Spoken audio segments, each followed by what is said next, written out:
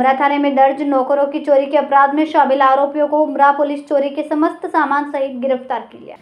सूरत के उमरा police station में दर्ज नौकर चोरी के मामले को उमरा पुलिस ने कुछ ही घंटों में सुलझा दिया। 40 लाख की चोरी का अपराध दर्ज होने के बाद पुलिस ने आरोपियों को गिरफ्तार कर लिया। आरोपी के पास से 72 लाख से ज्यादा का माल बरामद कर लिया, जिसमें से 54 लाख रुपए के अधिक के आभूषण और 17 लाख रुपए नगद पुलिस ने जब्त कर लिए और पुलिस ने घर में चोरी करने वाले नौकर और उसके 2 साथियों को गिरफ्तार कर लिया गया।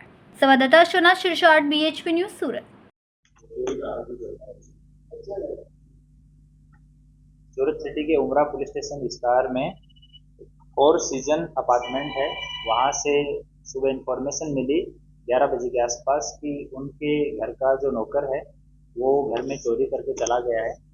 घर वालों ने अंदर वेरिफिकेशन किया, उनको एकदम सटीक आइडिया नहीं था, पर उन्होंने अनुमान के साथ में जितनी घर में ज्वेलरी और केस पड़ा था उसके हिसाब से अनुमान लगाया कि 20 लाख रुपए के आसपास हमारे पास केस था और सोना चांदी के दागिना थे वो 20,57,400 रुपए के थे।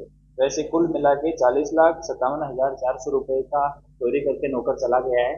ये इन्फॉर्मेशन उन्होंने चोरी करने के 10 मिनट के बाद में ही पुलिस स्टेशन में दे दी।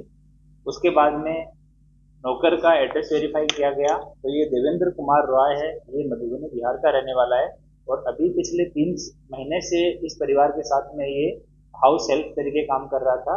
लेकिन ये परिवार के साथ 10 साल से जुड़ा हुआ था। बीच में काम किया, फिर दूसरी जगह चला गया, फिर वापस आ गया, फिर चला गया और अभी ये तीसरी बार इस परिवार के साथ में काम कर रहा था, जहाँ पे 2 बुजुर्ग इस अपार्टमेंट में रह रहे थे। उनकी सेवा के लिए 2 नौकर रखे हुए थे। दूसरे नौकर को भी पूछताछ किया हमने तो उसने बताया कि जब वो वहीं से उसने बैग लिया, उसमें सारा सामान भरा और जब वो निकल रहा था तो दूसरे नौकर को भी बोला कि तुम भी मेरे साथ चलो, पर दूसरे नौकर ने जाने से मना कर दिया और उसने तुरंत अपने मकान मालिक को फोन करके जान भी की इसकी कि इस तरह से चोरी करके भाग गया है। उसके बाद हमने तुरंत कई सारी टीमें बनाई। एक टीम हमने सीधी मधुबनी भेजी जो कि नेपाल के बॉर्डर पे है, क्योंकि नेपाल बॉर्डर पे जितने भी बिहार के गांव हैं उनका नेपाल के अंदर रिश्ते भी हैं और उनकी आवाजाही रहती है, तो नेपाल भाग जाने का डर था, इसलिए एक टीम को वहाँ हमने मधुबनी में रखा, दूसरी टीम को पटना में रखा, क्योंकि यहाँ से अगर ट्रेन से, फ्लाइट से, बस से कैसे भी जाएगा तो पटना बीच में एक बड़ा स्टेशन आएगा, तो पटना में एक टीम को होल्ड करवाया।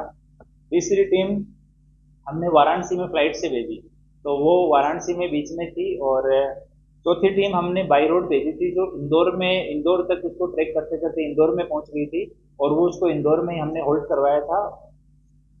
5वीं टीम है वो हमारे सूरत शहर में ही अलग अलग CCTV देखना, अलग अलग लोगों से पूछताछ करना, इस तरह से 5 टीमें कंटिन्यूस पे काम कर रही थी और हमारी क्राइम ब्रांच की टीम और लोकल LCB और D स्टाफ की टीम, ये सारे टेक्निकल सर्विलेंस इस सब काम में लगे हुए थे और कंटिन्यू ये 5 टीम को अपना इनपुट दे रहे थे।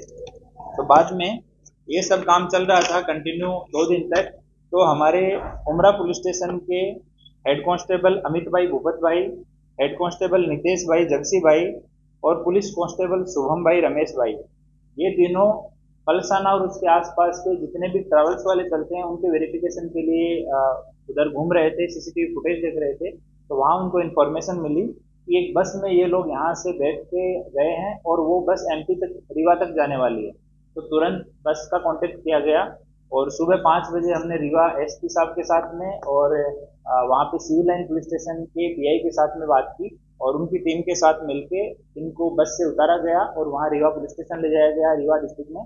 वहाँ पे सामान वेरीफाई किया गया तो कैश जो है वो कम मिला।